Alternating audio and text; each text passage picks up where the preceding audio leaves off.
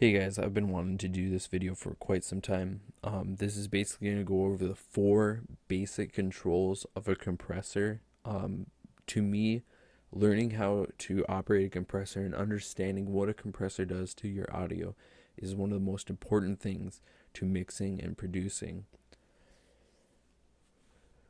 One of the things that I kind of was an aha light bulb above the head moment was when I realized a compressor doesn't really compress. I know it's called a compressor, and that you say compression and all that stuff, but I like to think of it as when something's compressing, the compressor is compressing, it's applying gain reduction.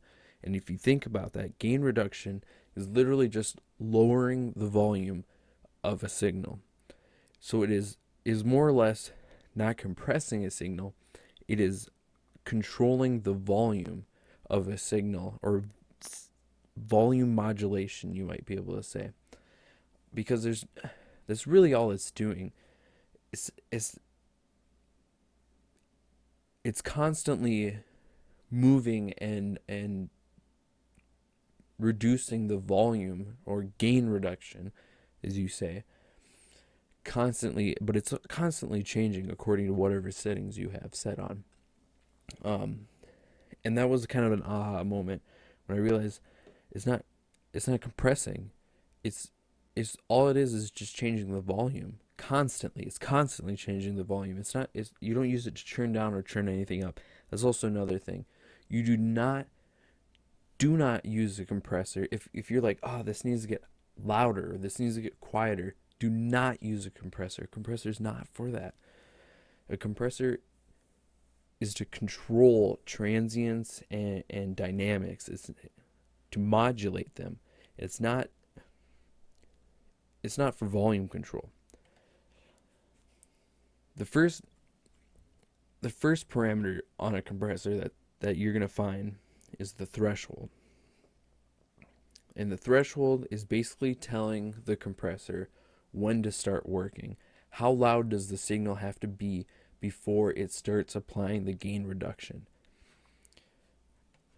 Up here I have an operator set up with just a sine wave.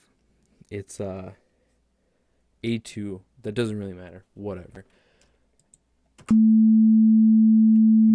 And on our compressor we can see the waveform right here. This is the waveform it's creating. It's pretty simple, and I wanted this to be as simple as possible and try to get everyone on board and understand the basics of compression. So I'm going to play this sine wave, and I'm going to move the compressor, and you're going to see the line right here move downwards. And then once it starts hitting that waveform, this waveform right here, once it gets to that level, you start hearing the gain reduction start happening. So let's say,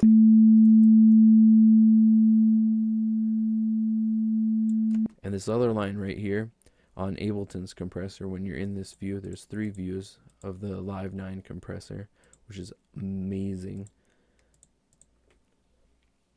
This shows you how much gain reduction is happening.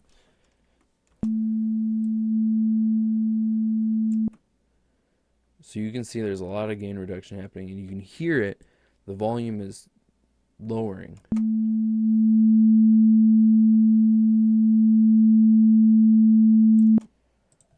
Click this, hit delete, and it goes back to its default setting.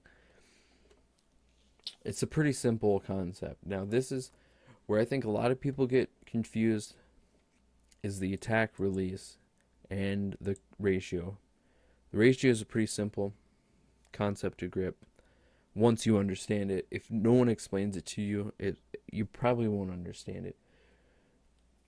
A 2-to-1 ratio basically means for every decibel, or let's say every 2 decibels, it is above the threshold. So whatever you have the threshold setting, every 2 decibels, the incoming signal goes above that.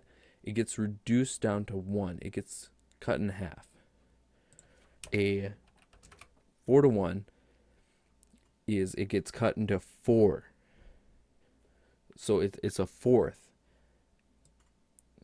So every 4 decibels that go through, only it gets reduced down to 1 above the threshold.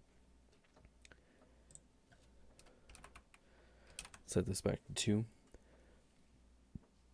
Pretty simple. Now the attack and release, I think, is the part where a lot of people have a hard time gripping it.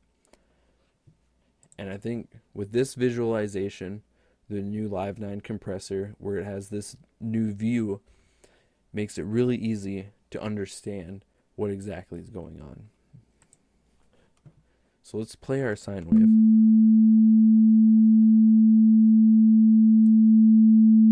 Okay, now we have no gain reduction happening. We're going to squash this pretty good. We're going to set this on loop so it just keeps going.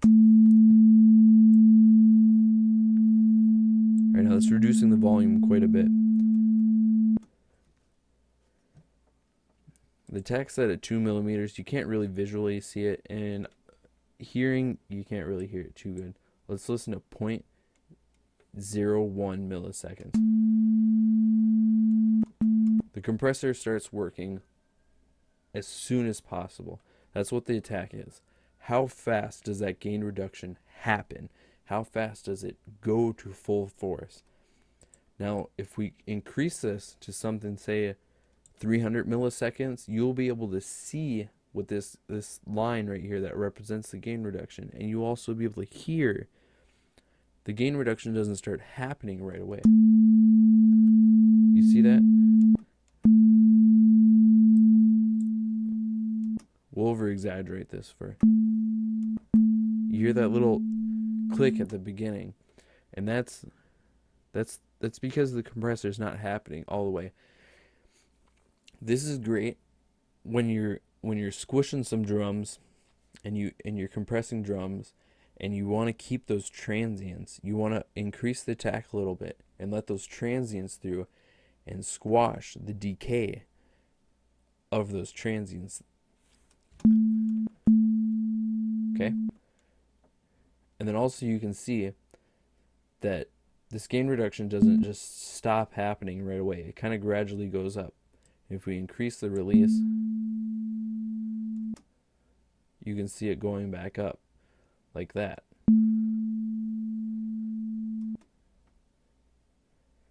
And this is over exaggeration, but this is so you can visually see and hear how quick. This is pretty simple, guys.